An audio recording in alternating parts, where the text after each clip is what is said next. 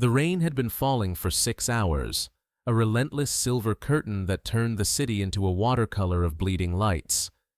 It was 2:17 a.m.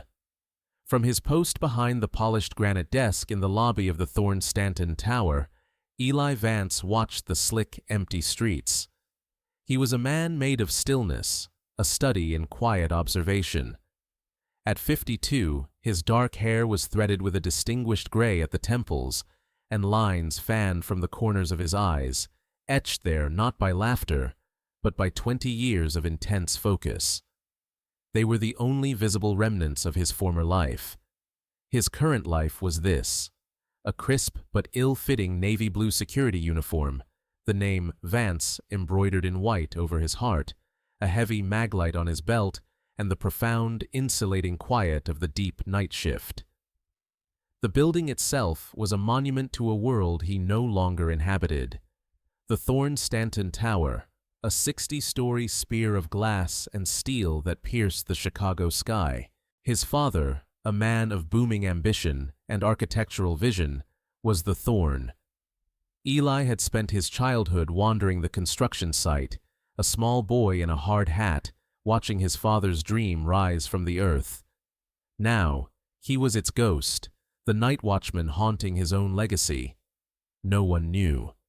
He had changed his name, let his credentials lapse, and moved to a small, anonymous apartment on the city's far west side.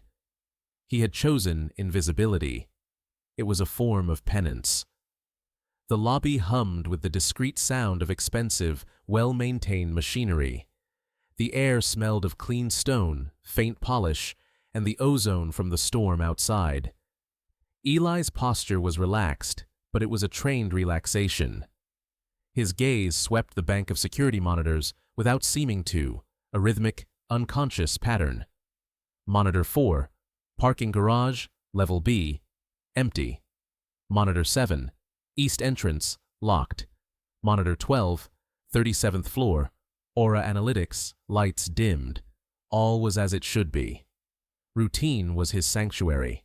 It was a predictable world of locked doors and scheduled patrols, a stark contrast to the chaotic ambiguity he had once navigated.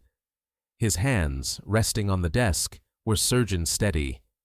They had once dissected the most complex criminal minds in the country. Now they signed for late-night deliveries and held a keycard. The tremor only came when he remembered. And he was very, very good at not remembering. A black town car, sleek as a panther, sliced through the rain and pulled up to the curb.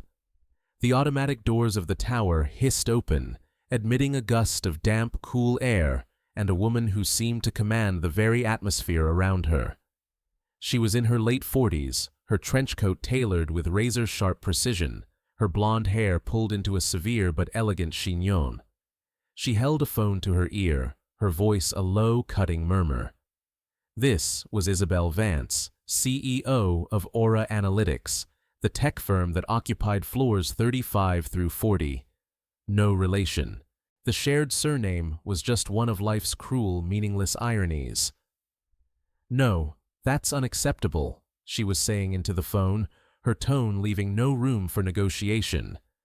"The data has to be firewalled by 0600. I don't care what it takes. Make it happen."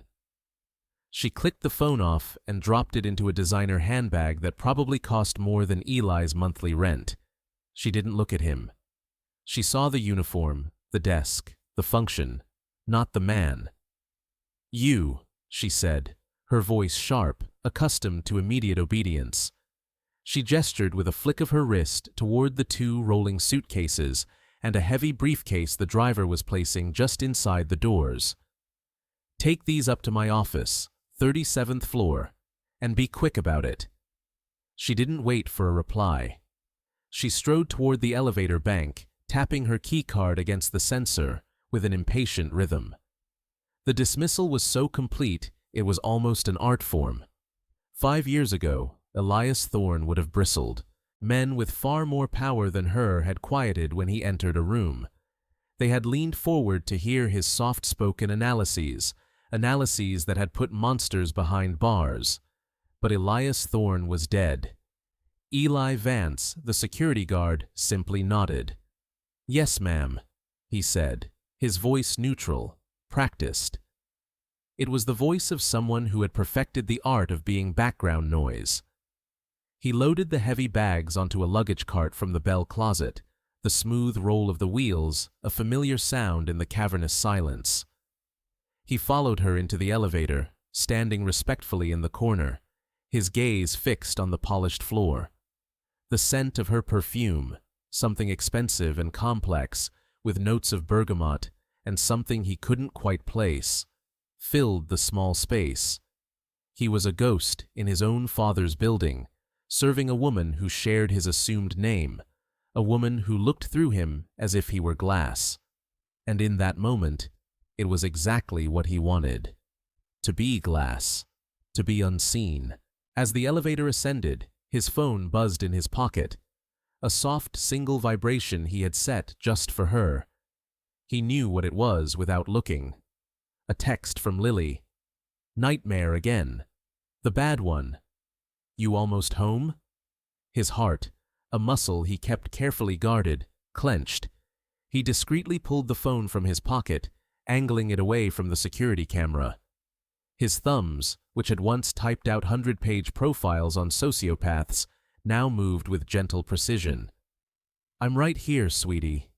Even when you can't see me. I'll be home before you wake up. I promise. And I keep my promises."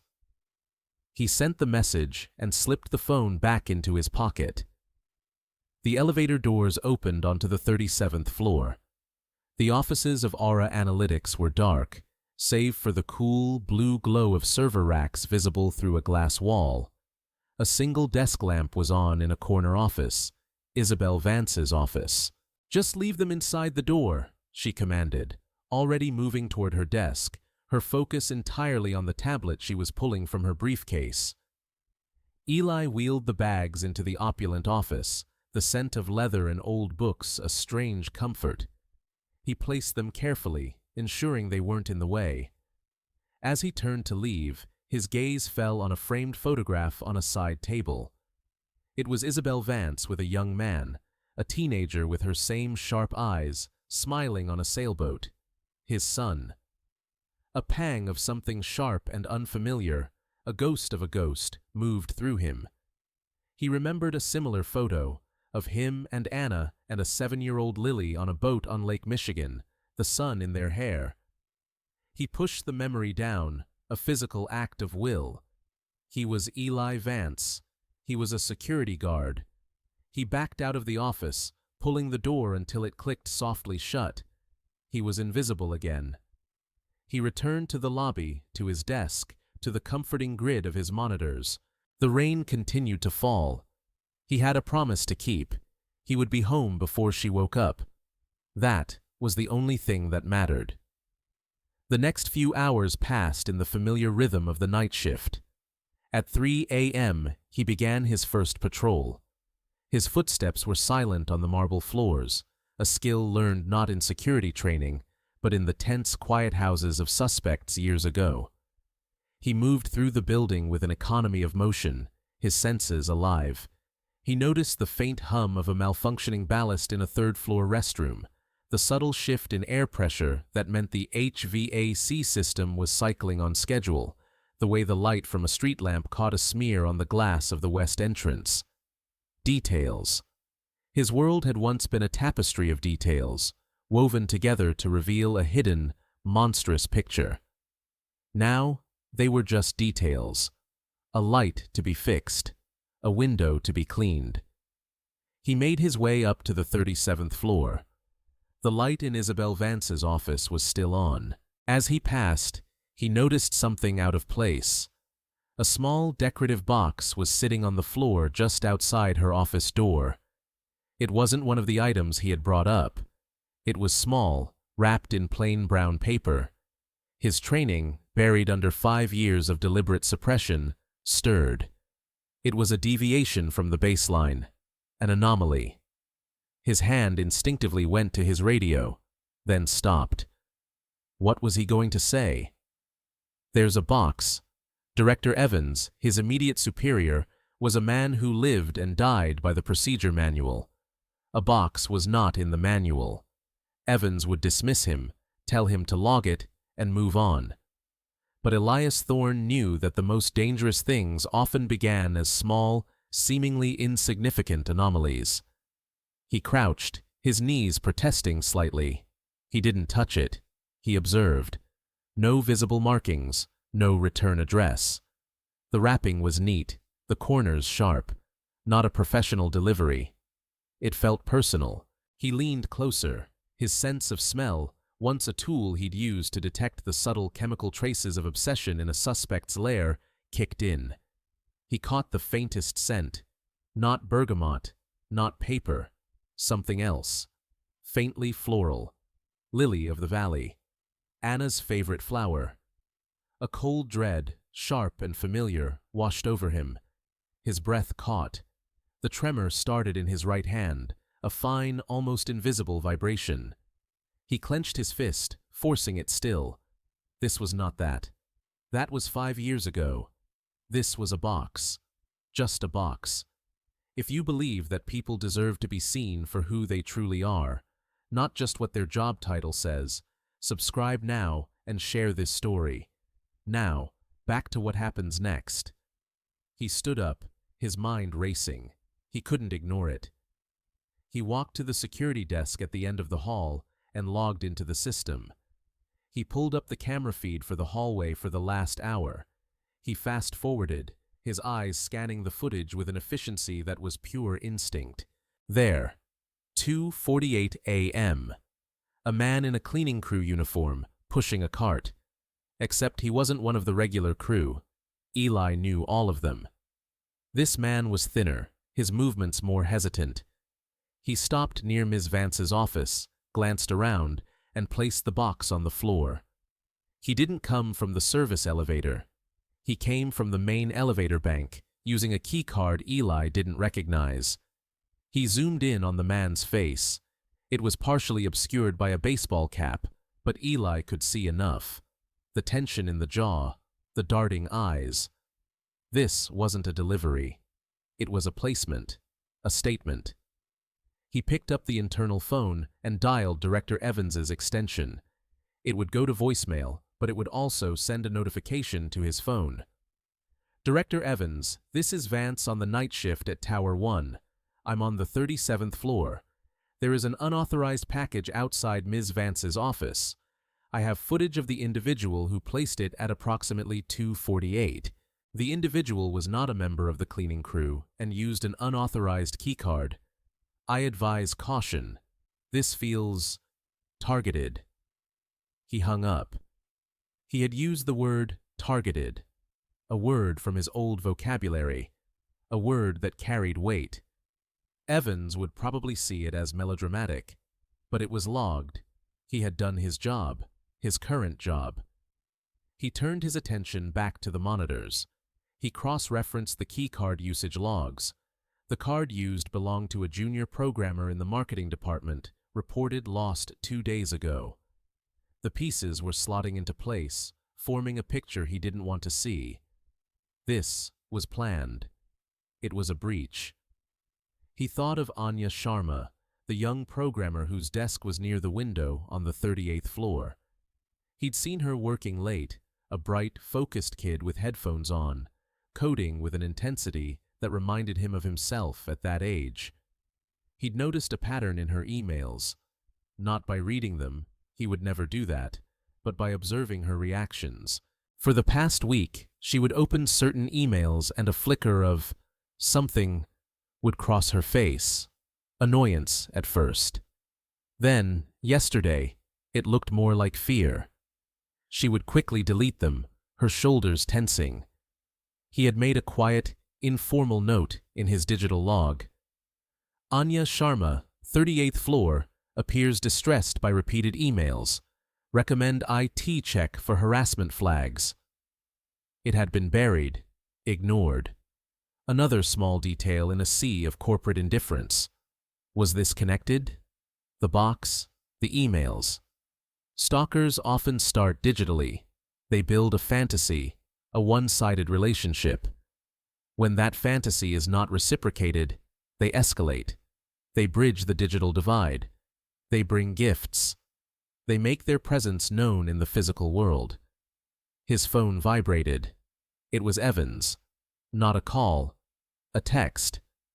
Vance, it's a box of chocolates from an admirer. She gets them all the time. Have facilities dispose of it. Don't waste my time with this drama. Stick to your patrol. Chocolates. Evans hadn't even come to look. He'd made a call, probably to Vance's assistant, gotten a dismissive answer, and closed the case. Institutional blindness. Protocol over perception. It was a phenomenon Elias Thorne had fought against his entire career. He had written papers on it for the FBI Law Enforcement Bulletin. He had lectured on it at Quantico. Now he was living it from the other side. He looked at the box. He looked at the light under Isabel Vance's door. He thought of the photo of her son. He thought of Anya Sharma's troubled face. He thought of Lily, safe in her bed, and the promise he'd made. He was supposed to keep them safe. That's what daddies do. That's what he had told her 1,000 times after Anna was gone.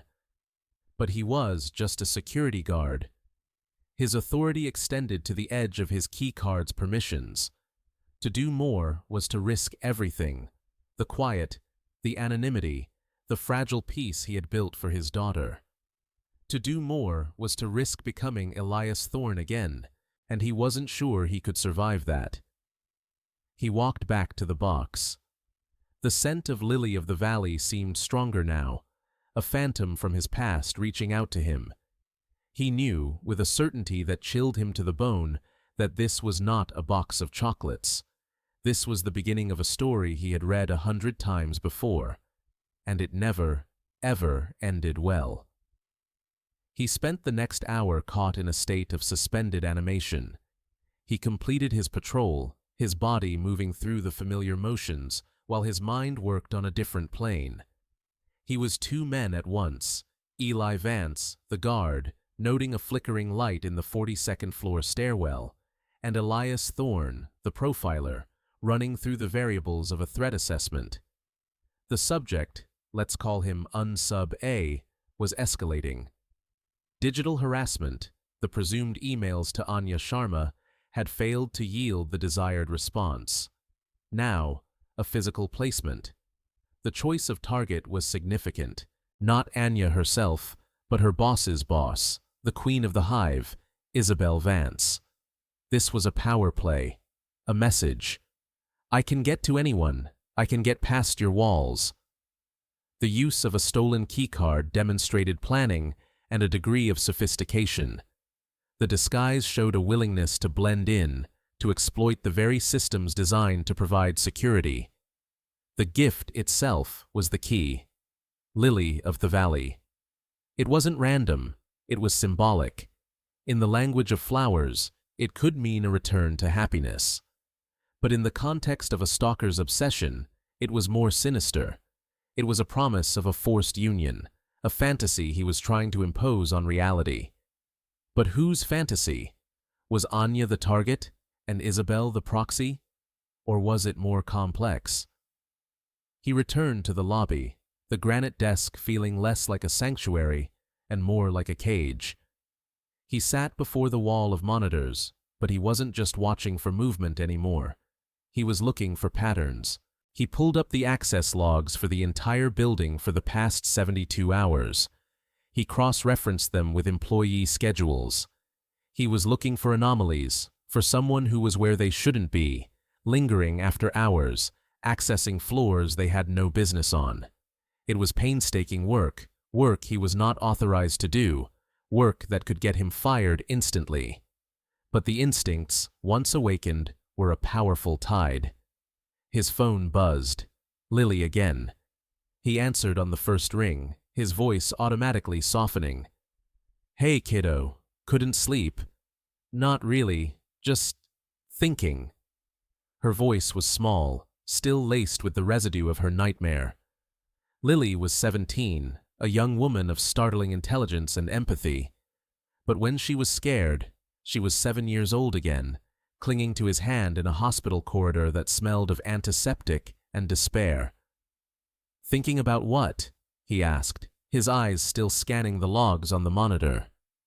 "The essay for my civics class. It's on, I don't know, the social contract.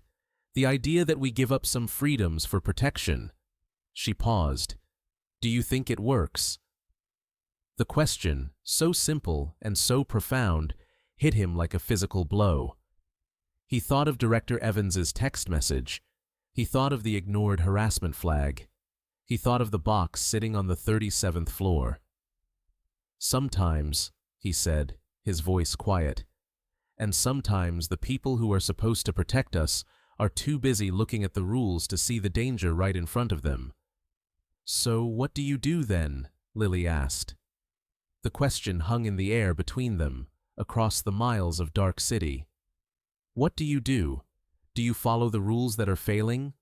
Or do you break them to do what is right? "You do what you have to do," he said, the words feeling heavy, prophetic. "You do what you can to protect the people who need it." "That's what Mom used to say," Lily said softly. The name, Anna, landed in the quiet of the lobby. He closed his eyes. The memory he had been holding at bay for 5 years broke through his defenses, not as a flood, but as a single, perfect, devastatingly clear image. 6 years ago. A warm spring evening. They were in the kitchen of their old house in Virginia, the one with the big bay window that looked out onto the garden. Anna was an architect, and she had designed that house herself. It was full of light and clean lines. She was standing at the counter, arranging a bouquet of lily of the valley in a small, simple vase. Her dark hair was falling into her eyes, and she brushed it away with the back of her hand, leaving a smudge of dirt on her cheek. She was explaining the structural integrity of a new cantilevered design she was working on, her hands shaping the air, her passion making her radiant. He was leaning against the doorframe, watching her. He had just come home from a grueling week at Quantico, working the case of a stalker who was terrorizing a university professor. The case was a knot of psychological obsession and veiled threats. He was tired, his mind full of the darkness he waded through every day. "You look 1,000 miles away, Eli," she said, her voice pulling him back. She always called him Eli. Elias was for the bureau. "Just thinking," he said, "about your gargoyles?" That was her name for the subjects of his profiles. "Leave them at the office. You're home now." She came over and wrapped her arms around his waist, resting her head on his chest. He could smell the flowers and the fresh earth on her skin. He felt the tension in his shoulders begin to dissolve. She was his anchor, his light. "I'm just worried I'll miss something," he confessed. "One detail, that's all it takes." She looked up at him, her brown eyes serious. "You see things other people don't, Eli. That's your gift. But you can't carry the weight of the whole world. You just have to do what you can to protect the people who need it. And then you have to come home." She smiled. "Promise me. You'll always come home." "I promise," he had said, burying his face in her hair. A year later, Marcus Thorne, a subject he had profiled as a low-level threat, a narcissistic obsessional with a low probability of violent escalation, broke into that house. He had missed a detail, a small, crucial detail in the man's past, a sealed juvenile record involving cruelty to animals. It was the predictor he had overlooked. Marcus was waiting for Anna. He had been stalking him, using his family to get to him. The final phone call was to his office line. It wasn't a threat. It was a statement of fact. "I'm in your house, Agent Thorne, and I just wanted you to know your wife's favorite flowers are beautiful." Eli opened his eyes. The lobby was sharp and cold around him. The tremor was back in his hand, violent this time. He gripped the edge of the granite desk, the cold stone a painful anchor to the present. He had failed. His expertise, his gift, had not just failed. It had been turned into a weapon against him. It had cost him everything. He hadn't been able to protect her. He hadn't come home. "Dad?" Lily's voice, small and worried, came through the phone. "Are you okay? You went quiet." He took a shaky breath, forcing the tremor down, locking the memory away in its vault. "I'm fine, sweetie. Just a long night. You should get some sleep." "Okay. I love you." "I love you more," he said, the words an unbreakable vow. "I promise." He hung up the phone. The choice was gone. There was no more debate. He looked at the box on the 37th floor monitor. He thought of the scent of lily of the valley. This wasn't just a job anymore. This wasn't about protocol or staying invisible. This was about a promise he had broken once before. He would not break it again. He stood up, his posture shifting. The slumped shoulders of Eli Vance, the guard, straightened into the rigid spine of Elias Thorne, the federal agent. He was going to break every rule. He was going to do his real job. His first move was to bypass official channels entirely. He knew from bitter experience that institutions, especially corporate ones, were designed to minimize liability, not to preemptively neutralize threats. Director Evans had already proven himself a dead end, a bureaucrat more concerned with appearances than with the safety of the people in his charge. To go to him again would be a waste of precious time. He needed more information, and he needed it now. The unsub was inside his OODA loop, observing, orienting, deciding, and acting faster than security was. Eli had to get ahead of him. He focused on the programmer, Anya Sharma. She was the likely primary target. The notes in her file, her visible distress, the probable email harassment, it all pointed to her. The box for Isabel Vance was a tertiary action, designed to sow chaos and demonstrate power. He walked to the 38th floor stairwell door, swiped his master keycard, and climbed the single flight of stairs. The offices of Aura Analytics were silent, the blue glow of the server room casting long, distorted shadows. He moved with a practiced silence, his soft-soled shoes making no sound on the commercial-grade carpet. He found Anya's cubicle easily. It was neat, personalized with a small, cheerful-looking succulent and a photo of her with a group of friends, all of them smiling, carefree. He didn't touch her computer. That was a line he wouldn't cross without a warrant, a habit too deeply ingrained. But he didn't need to. His eyes scanned the space, taking in the details. A discarded coffee cup from a cafe 2 blocks away, a textbook on machine learning, a notepad next to her keyboard. He angled his maglite to cast a shallow, oblique light across the page, a technique for reading indented writing. There, faint but clear, were the impressions from the page that had been torn off. It wasn't a coherent message, just a list of words, frantically scribbled: server room, backdoor code, Project Chimera, he knows, Project Chimera. Eli had overheard the name in passing. It was Aura Analytics' flagship project, a new form of predictive AI, a huge government contract Isabel Vance had landed. It was the company's crown jewel. And he knew about it. The unsub wasn't just a random admirer. He was informed. He was likely an insider, or a former insider. This changed the entire threat profile. This wasn't just a personal obsession. It was potentially linked to corporate espionage or sabotage. The stalking could be a means to an end. Coercion. Leverage. He backed away from the desk, his mind processing the new data. An insider. That narrowed the pool of suspects from millions to a few hundred. He thought about the man on the security footage. Thin, hesitant, wearing a baseball cap. It could be anyone. He returned to the lobby and his bank of monitors. He pulled up the employee records for Aura Analytics, a fireable offense 6 times over. He started cross-referencing the list of current and recently terminated employees with the access logs he'd already reviewed. He was looking for a nexus, a point where motive, opportunity, and access converged. It took him 47 minutes. His eyes burned from the screen's glare, but his focus never wavered. He found him. A junior data analyst named Leo Jansen, terminated 3 weeks ago for performance issues. According to the notes, he had been a marginal employee, quiet, socially awkward. But his termination file contained a flag from HR. A female colleague had filed a complaint about him a month before he was fired. He had been sending her unsolicited personal emails. The colleague was Anya Sharma. The complaint had been handled internally. Anya had requested he just be told to stop. She didn't want to make a scene.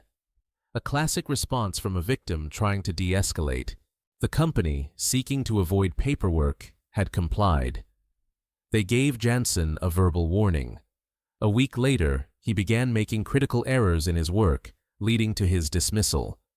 He would have seen it not as a consequence of his poor performance, but as a direct result of Anya's rejection. The obsession would have festered, compounded by the loss of his job.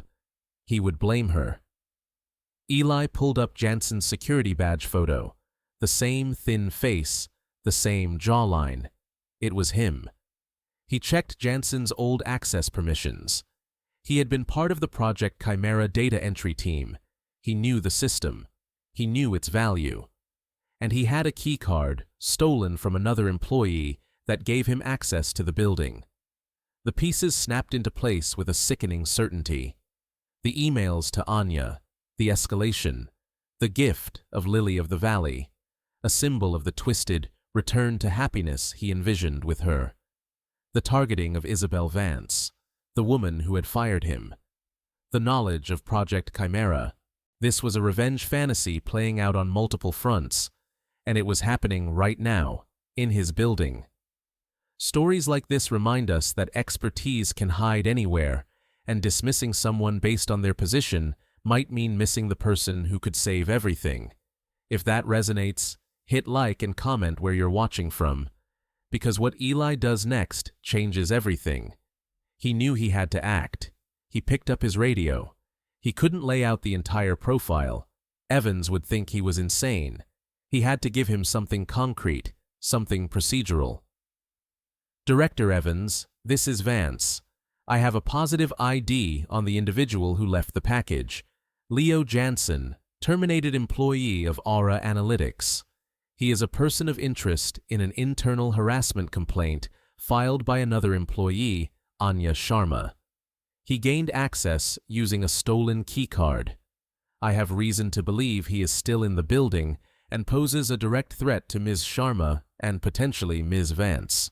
I am advising a floor-by-floor search and immediate police notification.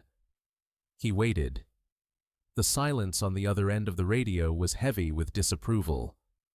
Finally, Evans's voice crackled, dripping with condescension. Vance, have you lost your mind? A direct threat. Based on what? A hunch? You're a night guard, not a detective. You pulled employee files? You're fired. Effective immediately. Hand over your badge and keycard to the day shift supervisor when he arrives. Do not, I repeat, do not engage with anyone. You are a civilian. Are we clear? The words were meant to cut, to put him back in his box. And they did. He was a civilian. He was fired. He had no authority. But he also had a positive ID on a dangerous, escalating stalker who was currently in a 60-story building with his targets. The social contract Lily had asked about, it was broken. The system had failed. No, sir, Eli said into the radio, his voice no longer the neutral tone of a subordinate, but the calm, chillingly certain voice of an expert. We are not clear. You have a threat in your building, and you are ignoring it. That is your choice. I am going to do my job. He clicked the radio off and dropped it on the desk. He was done with permission. He looked at the monitor showing the 37th floor. The light in Isabel Vance's office was still on. She was the one with the power to lock this building down, to get the police here with the urgency this situation required. But she would never listen to a disgraced security guard. He had to make her listen. He walked to the elevator, his stride purposeful. He was no longer hiding. He pressed the button for the 37th floor. As the doors slid shut, he caught his reflection in the polished steel, the tired eyes, the cheap uniform. But behind them, for the first time in 5 years, he saw a flicker of the man he used to be. Elias Thorne was not dead. He had just been waiting.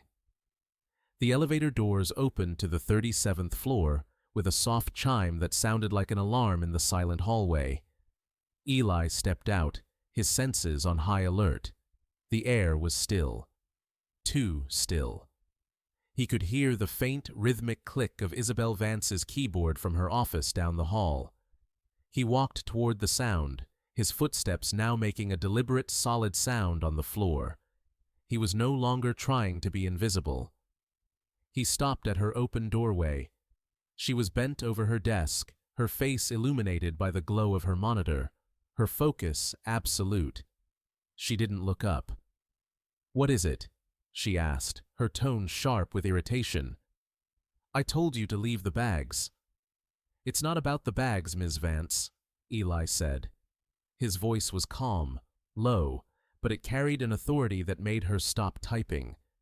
She looked up, her eyes narrowing. She saw the security guard from the lobby, but something was different. His posture, his gaze, it was no longer deferential. It was direct, unwavering. "You're still here. What do you want? If this is about a tip." "I'm here to inform you that you and one of your employees are in imminent danger," he said, cutting her off. He kept his tone flat, factual. Emotion was a luxury he couldn't afford.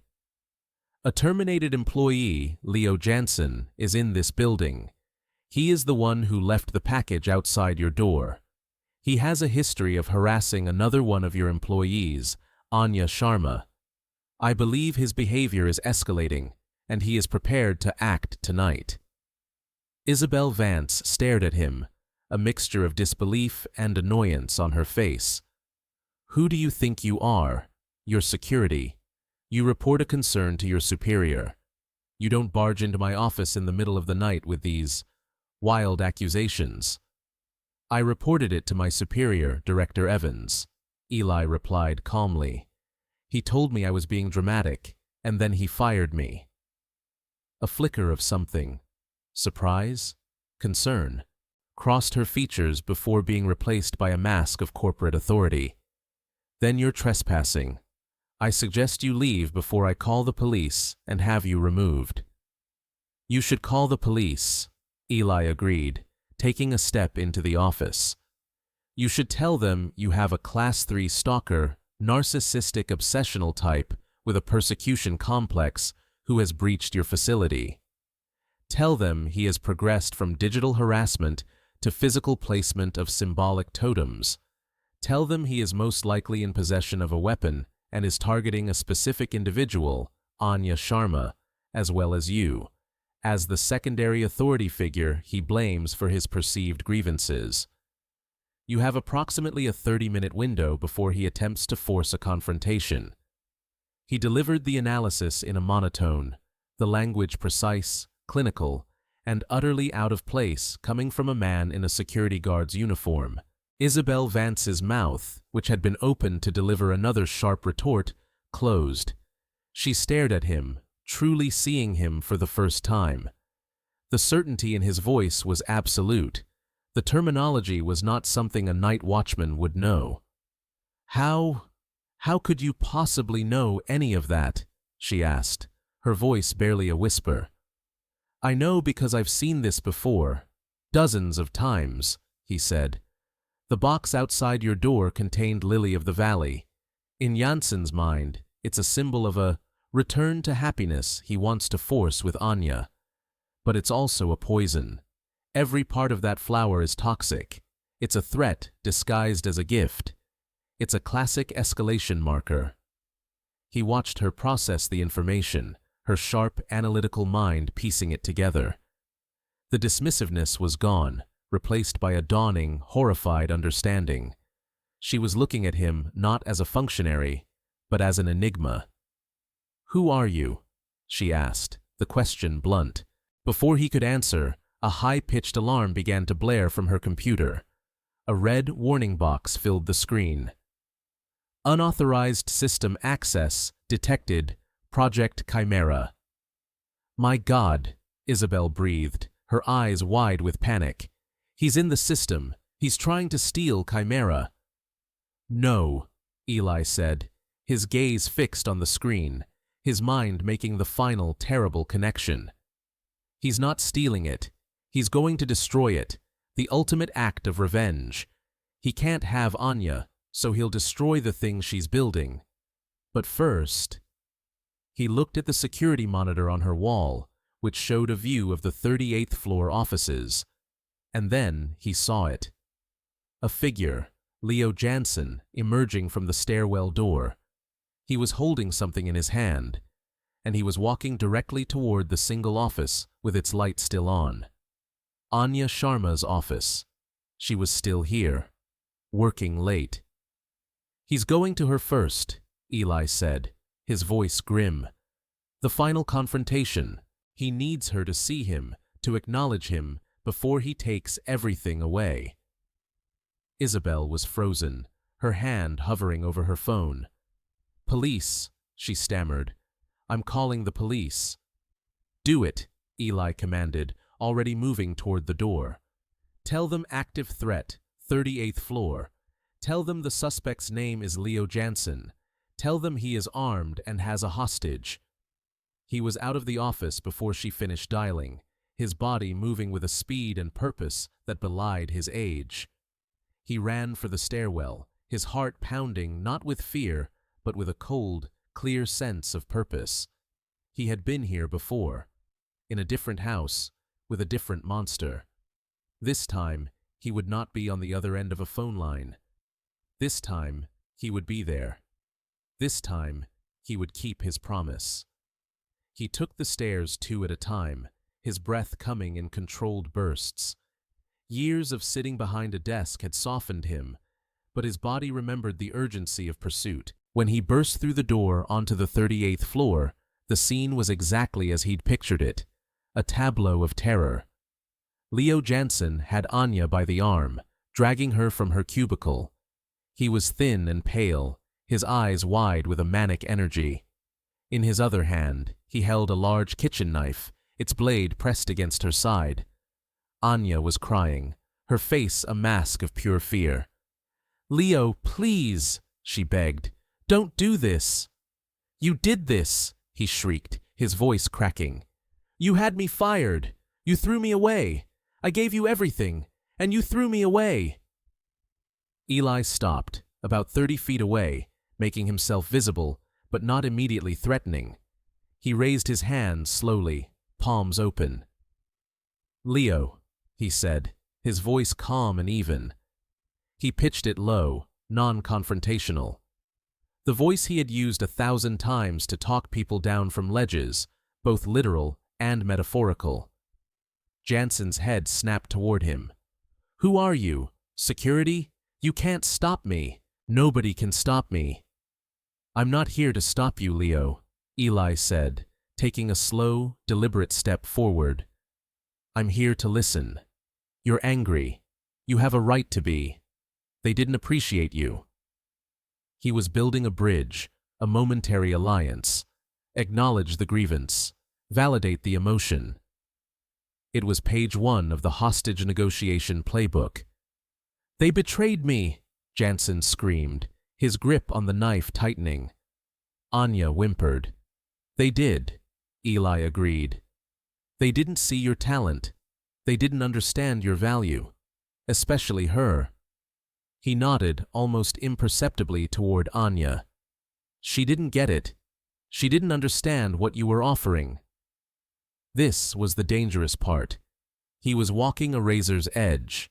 He had to align with Jansen's delusion without empowering it. Jansen's eyes, which had been darting around wildly, focused on Eli. He had his attention. You get it?" "I get it," Eli said, taking another slow step. He was closing the distance. He needed to be within 10 feet. "You're a man who sees things other people don't. You see the patterns. You built a back door into Chimera, didn't you? A way to show them how flawed their system was, how much they needed you." Jansen's jaw dropped slightly. "How did you know?" "Because I'm like you, Leo," Eli said, his voice a near whisper. He was 8 feet away now. "I see the details everyone else misses."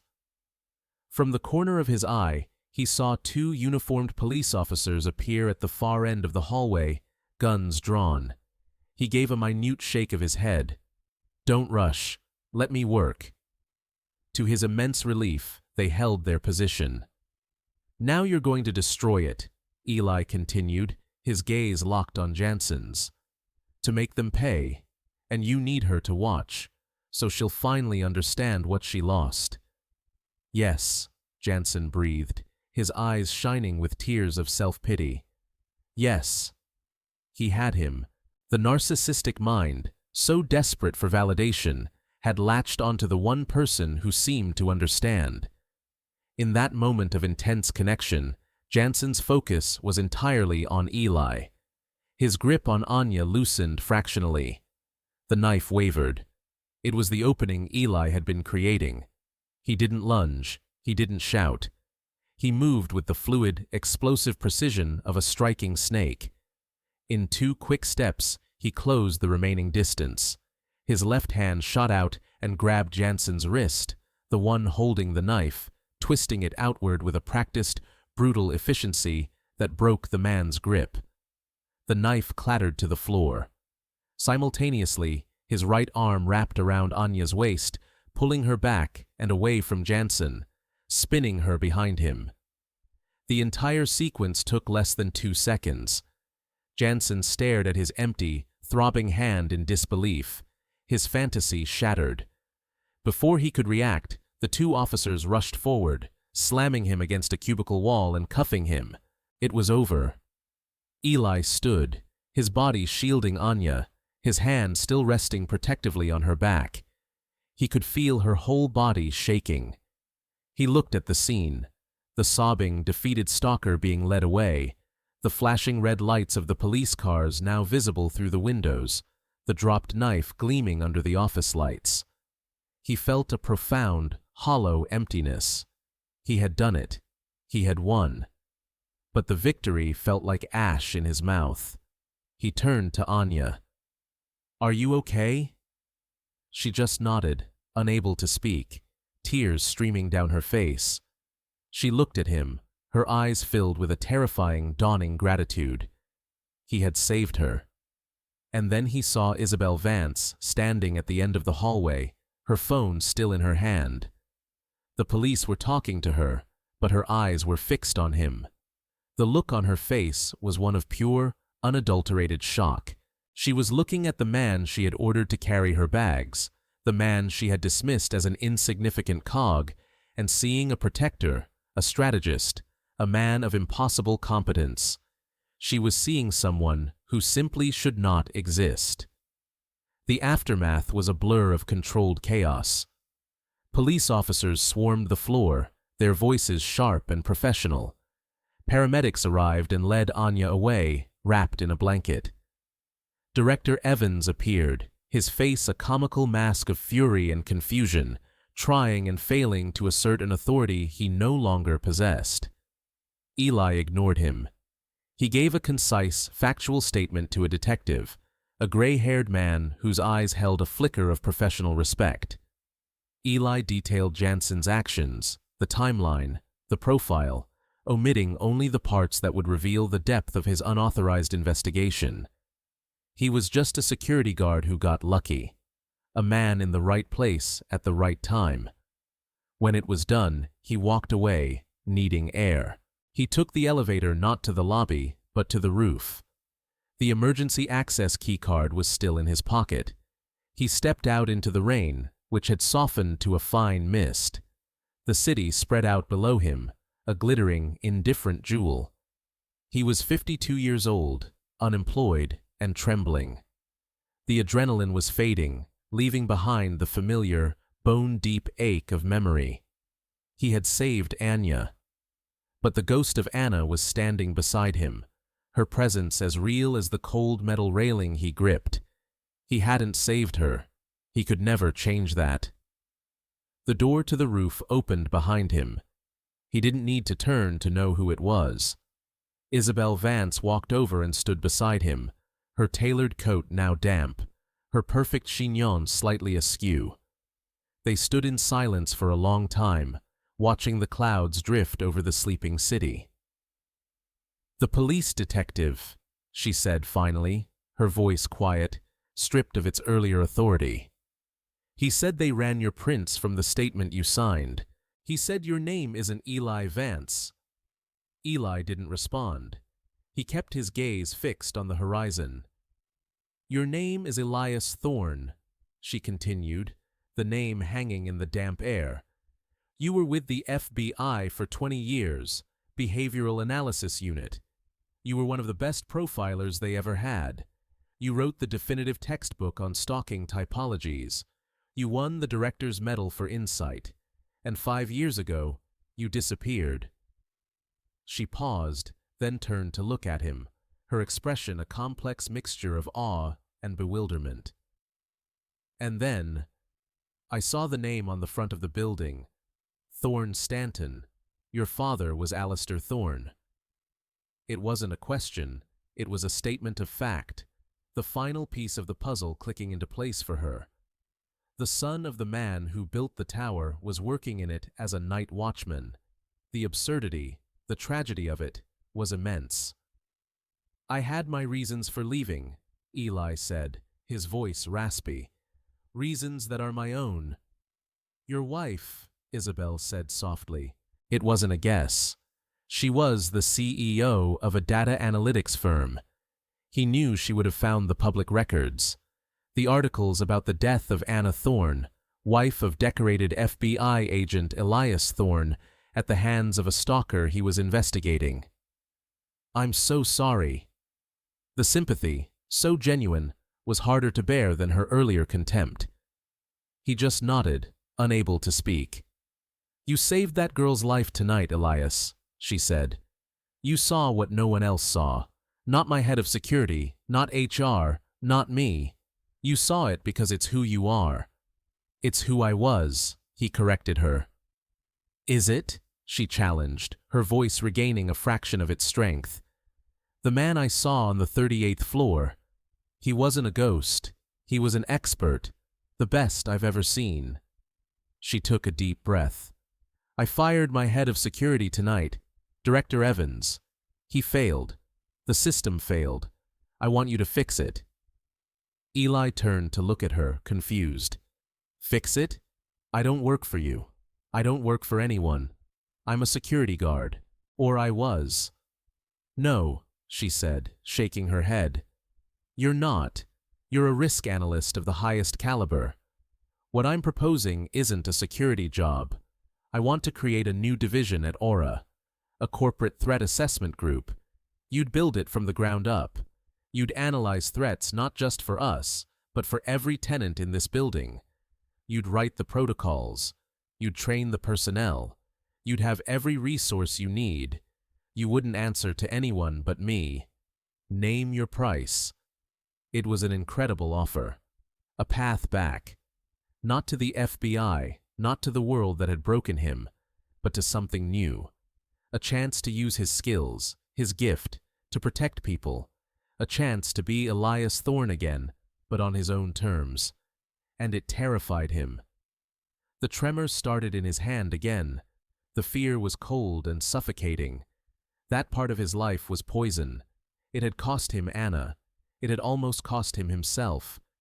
He had built these walls, this quiet life, to protect the only person he had left. To protect Lily. "I can't," he said, the words tasting like failure.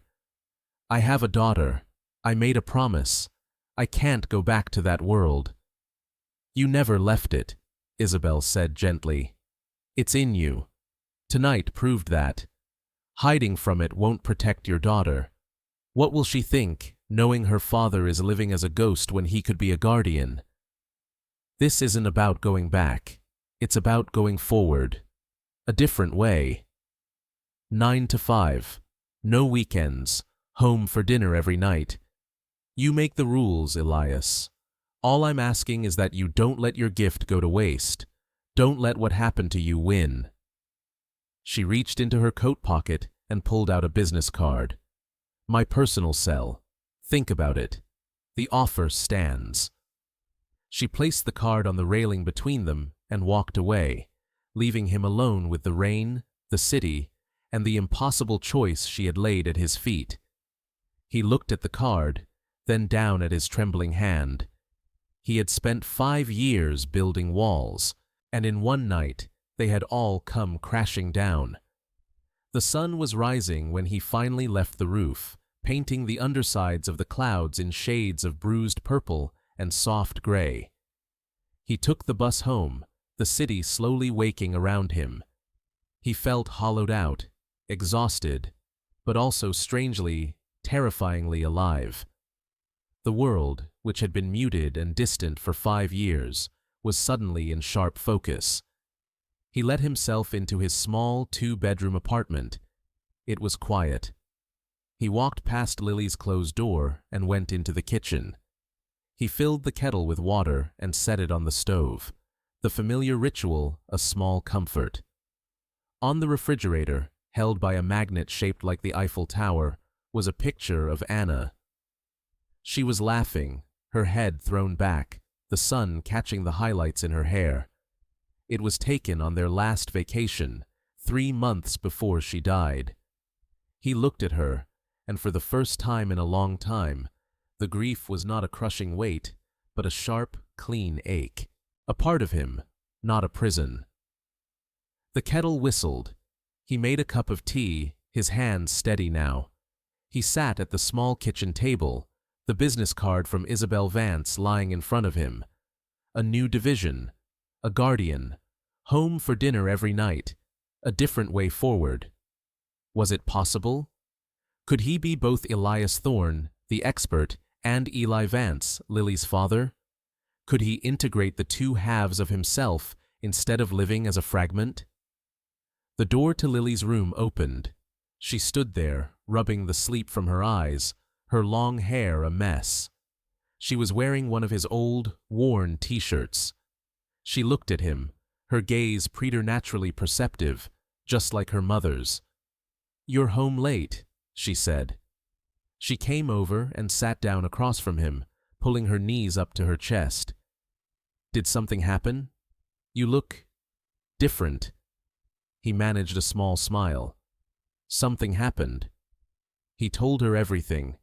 He told her about Isabel Vance, about the box, about Leo Jansen and Anya Sharma.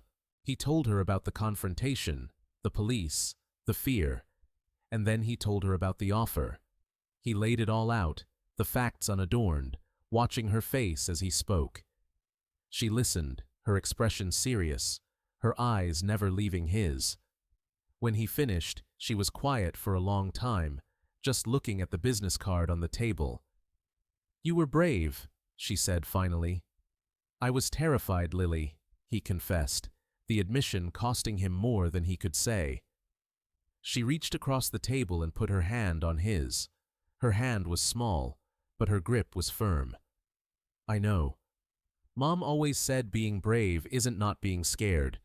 It's doing what you need to do, even when you're scared. You did what you were supposed to do, Dad. But this job, it would mean stepping back into that world. The world that—" He couldn't finish the sentence. "The world that took her from us," Lily finished for him, her voice soft but steady. "I know, but you're not the same man you were then. And this isn't the same job. She's right. You never really left it. You just went quiet." She looked at him, her eyes shining with a wisdom far beyond her 17 years. "I've watched you be a ghost for 5 years, Dad. I love you, and I know you did it for me, to keep me safe. But I don't need a ghost. I need my father, all of him."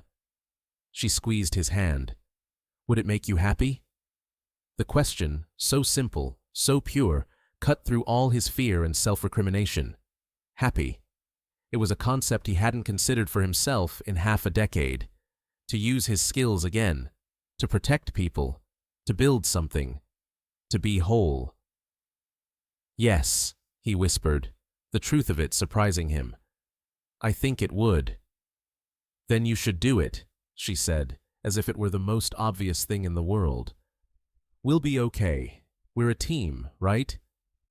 He looked at his daughter, this incredible, resilient young woman who had weathered the same storm he had and emerged with her heart intact. He saw Anna in her strength, in her empathy, in her clear-eyed courage, and he realized Isabel Vance was right. Hiding hadn't been protecting Lily. It had been depriving her of the father she deserved, and it had been depriving the world of a gift he had a responsibility to use. He picked up the business card. His hand was perfectly still. "Yeah," he said, a real smile finally reaching his eyes. "We're a team." He picked up his phone and dialed the number. It was just after 7 a.m. Isabel Vance answered on the first ring. "Thorne," she said, her voice alert. "It's Elias," he said. "About your offer. I accept, on one condition." "Name it." "The division," he said, looking across the table at his daughter, who was beaming at him. "I want to call it the Anna Thorne Memorial Division for Threat Analysis and Prevention." There was a moment of silence on the other end of the line. When Isabel spoke again, her voice was thick with emotion. "I think that's an excellent idea, Elias. Welcome aboard. If this story is proving that courage isn't about not being afraid, it's about acting anyway, hit subscribe and share it with someone who needs to hear this. Because Elias Thorne didn't stay invisible. He chose to be seen, and that choice is about to matter more than anyone expected. The next 6 months were a whirlwind of transformation. The 41st floor of the Thorne Stanton Tower, previously unoccupied, became the headquarters for the new division. Elias, no longer in a security uniform, but in a simple, well-tailored gray suit that felt both familiar and foreign, oversaw every detail. He designed the space himself, channeling his mother's architectural sensibilities. It wasn't a sterile corporate environment. He insisted on warm lighting, comfortable furniture, and walls of glass that looked out over the city. It was a space for focus, not intimidation. He built his team carefully. He hired a brilliant young data scientist from MIT, a retired police detective with 30 years of street smarts, and a forensic psychologist who had studied under one of his old colleagues at Quantico. He didn't look for resumes. He looked for a certain way of seeing the world, an ability to spot the anomalies in the patterns of human behavior. His first act was to rewrite the entire security protocol for the Thorne Stanton Tower. The Thorne Protocol, as it became known, was a revolutionary document. It shifted the focus from reactive enforcement to proactive threat assessment. It integrated digital monitoring with human observation, creating a system that could flag escalating behaviors long before they became physical threats. He instituted mandatory training for all security personnel, teaching them not just procedures, but the fundamentals of behavioral analysis. He taught them to see people, not just uniforms or job titles. He worked with a quiet, relentless intensity. But this time, it was different. At 5 p.m. every day, he would pack his briefcase, say goodnight to his team, and take the elevator down. He would take the train home. He would help Lily with her college application essays. They would cook dinner together, the small kitchen filled with conversation and the scent of garlic and basil. He kept his promise. He was home. One afternoon, 3 months in, Anya Sharma came to his office. She was no longer the terrified girl from that night. Her confidence had returned, along with a new, quiet strength. "I wanted to thank you," she said, standing in his doorway. "Properly. You saved my life." "I just did my job, Anya," he said. "No," she said, shaking her head. "You did more than that. You saw me when I was trying to be invisible. You saw that I was in trouble when I was too scared to even admit it to myself. What you're building here, it's going to make sure what happened to me doesn't happen to anyone else." She was right. In the first 6 months of operation, the Anna Thorne division flagged and de-escalated 17 potential threats across the various companies in the building, from an employee embezzling funds to a domestic situation that was spilling into the workplace. They didn't just stop crimes, they prevented crises, quietly, effectively, before they ever reached a boiling point. Isabel Vance became more than a boss. She became a friend. They would often have lunch, talking about everything from market trends to Lily's college prospects. She never treated him with deference, but with a deep, earned respect. She had seen the man behind the uniform, and she had had the wisdom to recognize his worth. One evening, Elias was working late, reviewing a complex case file. Lily was at a study group. The office was quiet. He looked up at the wall, where a single, elegantly framed photograph hung. It was the picture from the boat on Lake Michigan. A younger him, a radiant Anna, and a 7-year-old Lily, all of them squinting in the sun. A perfect moment of happiness frozen in time. He no longer felt the tremor when he looked at it. The grief was still there, a part of his story, but it was no longer the whole story. It was the preface, not the final chapter. He had learned that honoring the dead didn't mean burying yourself alive. It meant living a life worthy of their memory. 1 year after that rainy night, Elias stood in his kitchen making pancakes. It was a Saturday morning in autumn. Sunlight streamed through the window. Lily, now 18, and with an acceptance letter from the University of Chicago's architecture program, her mother's alma mater, tucked on the bulletin board, came in and stole a piece of bacon from the plate. "Hey," he said, feigning annoyance.